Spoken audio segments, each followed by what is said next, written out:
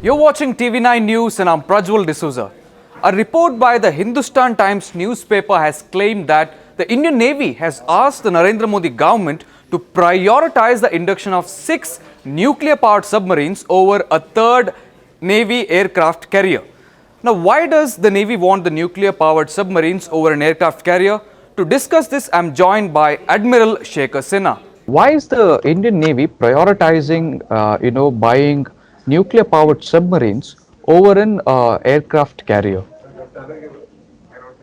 Well, the Navy's priority has always been to have the third aircraft carrier Yes. and have the attack nuclear submarines also going on side by side because the force levels required for the emerging threats in next 6 to 7 years will require both these combatants. Apparently, now the nuclear submarine project does not seem to be being funded at the uh, central sort of, the central corpus. And the government may have asked the Navy to use the allotted funds only to, you know, either choose a nuclear submarine or choose aircraft carrier.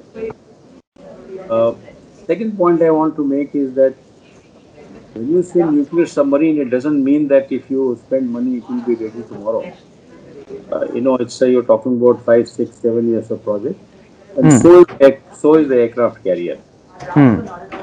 Since we do not have a nuclear submarine, attack submarine, not with the ICBM, not the SSBN types, Hmm. with the normal sort of firepower but propelled by nuclear power, Hmm. we don't have those submarines, and they must be in a process to expedite, building those submarines. Hmm.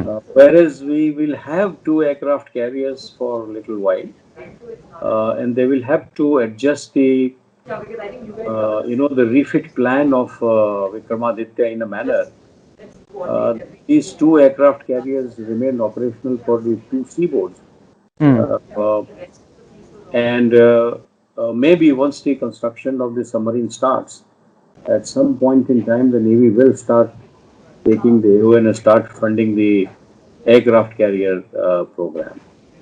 Because without two operational aircraft carriers, um, I suspect that this security and growth for all in the region, the regional countries, IOR littoral countries, they don't get protected, and we will probably fall short in our net security provider role. Okay. This is a very old debate of aircraft carrier or nuclear submarine, and therefore it looks like the Navy has again been sort of handicapped by that decision, whatever is taken. Because if you recall, on the 4th of December last year, the Chief of Naval Staff very categorically said that the aircraft carrier requirement is now and here. Hmm. And we need to, our whole fighting philosophy is on based on two operational aircraft carriers. Okay. Now, coming to the present scenario, do you think adding a nuclear-powered submarine help the Indian Navy to directly combat the growing Chinese powers? Well, the nuclear submarines are an offensive weapon. Hmm. Offensive weapon in the sense that uh, Navy fights a war only when the war has been declared. And once the war has been declared, then the economic warfare will start, and that will be quite a devastation on both sides. Hmm. So, submarine aircraft carrier, these weapon systems are in the Navy to prevent a war, not to really fight a war. Okay. You can deter a war. You know, Hmm. the adversary will think twice before taking any offensive action. Okay. So, I think both have their own importance. In the wartime, very much the nuclear submarines can cause more damage. But Hmm. in peacetime, if you want to prevent a war, then you require to project your power, and you cannot project your power with submarine. True. Projection of power is always with an aircraft carrier. It True. has the ability to cover a very large area in very short time. And assure your regional partners, smaller countries, because we call ourselves net security provider. Therefore, the aircraft carriers are a better war prevention and projection of power assurance to the littoral countries and cover a very wide area because their aircraft are also a weapon system. When they take off, they are independent bodies. So both have their own role. So it's both have their own role. True. I don't think one can replace each other and one should compare the other one. The prioritization is mainly a function of the budgeting. And if the Navy has agreed to this, having said on 4th of December that it requires it aircraft carrier pretty soon, uh, possibly they must be doing an assessment very quickly that can we keep two aircraft carriers operational for longer? Because if the third aircraft carrier program does not start, in a very short while, then it might become quite difficult for the Navy because they may not be able to keep two aircraft carriers operational. Now, Admiral, coming now to the Indo-Pacific region, with the Navy's current prowess, is it possible to, stop the Chinese influence that is growing in the region?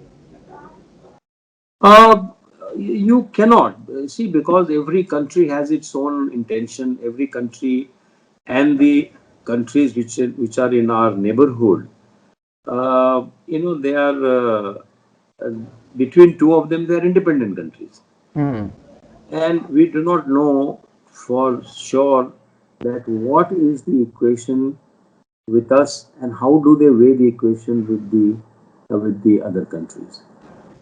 Because the Chinese have a more financial power. Their economy is, 4 to 5 times more than ours, and they can throw more money. True. Whereas we are in the neighborhood, uh, I would think that all these smaller countries which are in the India's neighborhood, they are hedging between India and China. When I say hedging, depending upon what benefits them for a particular issue, they will cooperate with that country. And if it is, let's say, security, they know that their security is tied up with India. For that, they will fall back on India's shoulders True. because they will not look at it as India-China equation. They will look at it as to what is the threat to them, from whom, and can India handle it. And they very clearly said on very much, the number of times that for security, India is our security provider. Sri Lanka has said so. Maldives has said so. And Mauritius and Seychelles have said so. And I'm sure that though Bangladesh and Myanmar haven't said so, but they probably will have to fall back on that. So I think that primarily the influence of any other country here in the neighborhood can be reduced. That when you promise a project to a neighboring country, do it in time. We have faltered on this number of times, but I do see that from the time the Modi government, Prime Minister Modi's government, now, there has been a lot of improvement in that, and I feel that the Ministry of External Affairs is uh, looking at it very closely and reviewing it on a very regular basis. And most of the projects are now beginning to move on time. So, if we do the economic development, prosperity type of projects in time in the neighboring country and in a transparent way of the financial implications with those countries, then we can actually speaking we can retain our influence. But for security, I am fairly confident that neighboring countries do need the India's they accept the India's supremacy because of the process. Okay. Admiral, now that fleets of US Navy have been deployed in South China Sea, experts feel that the next threat from China to India will be in the Indian Ocean. So, what do you think of this? Absolutely, Indian Ocean is the future place for likely sort of. It will be very serious competition. because the resources of China, particularly the energy resources, they are all traversing through the Indian Ocean. All the sea lanes of communication are passing through Indian Ocean, and therefore they are aware that they are quite vulnerable, and to reduce that vulnerability, they will have the CCP Navy, the Communist Party Navy, out in the Indian Ocean in a big way. Uh, they may not do anything, but they will be present to deter you from preventing them from, securing their energy resources. So there is a. The only issue is that these kind of competition can change into contestation, and if there are two militaries in front of each other, the chances of inadvertent engagement and contest is quite likely, and that requires a very confidence building measure, which they will have to find a means. Otherwise, I don't see how this chances of conflict, how can they be reduced? I'll doubt very much if that can be reduced without a confidence building measure between India and China and US.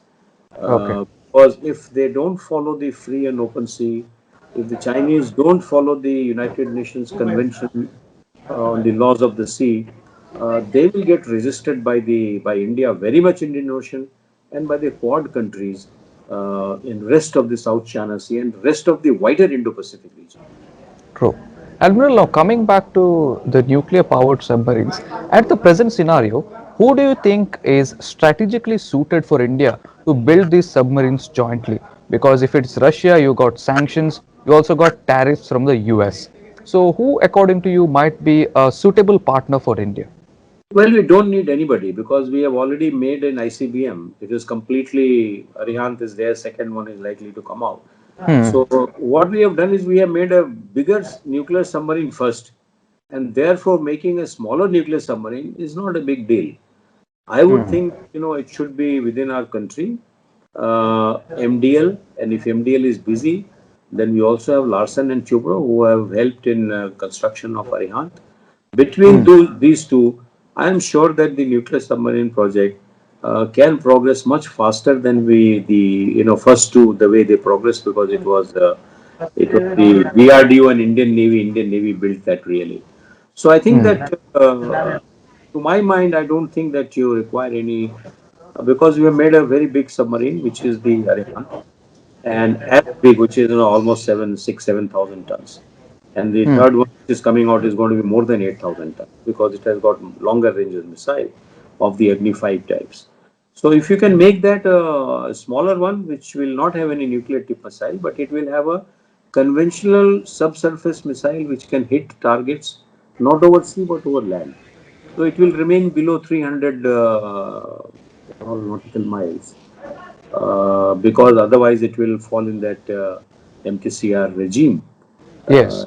Missile technology control regime. Though India need not, but as a responsible nuclear power, India will follow that. We have followed the non-proliferation to the hilt, though we are not a signatory to that NPT, but we have followed all the rules and regulations. Unlike China, which is signatory, but it has done nuclear proliferation to North Korea and Pakistan. If you like this content, do give this video a big thumbs up and don't forget to subscribe to TV9 News on all the social media platforms. Thank you for watching and have a great day.